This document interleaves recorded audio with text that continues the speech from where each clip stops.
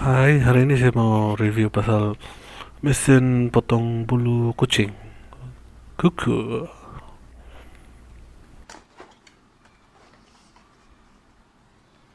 So, the instruction dia. Kuat point. So, inilah clipper ya. Bikin gunting lah, mesin gunting. Ini dia punya charger port. Ini dia punya charger. Supply. So, ada pembersih dia. Mungkin lepas gunting boleh sapu-sapu begini loh.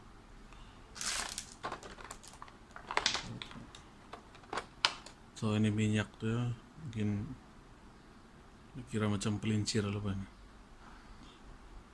Atau ada jam simpan. Oke.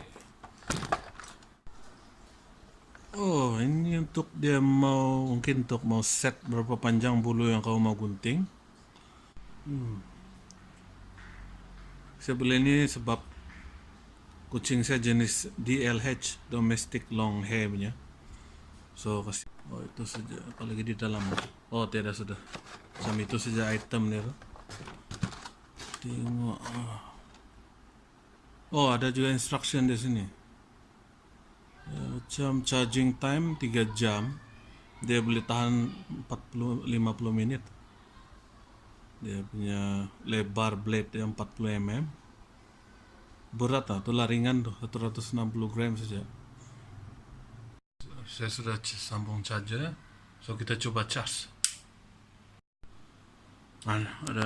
Dia ada lampu merah.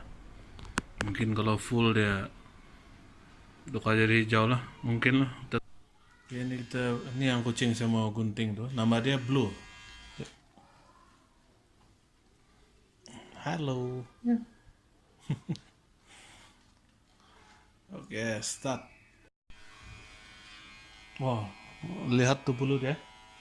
Orang tengok sekejap saya dia potong oh. Memang power nih itu gunting.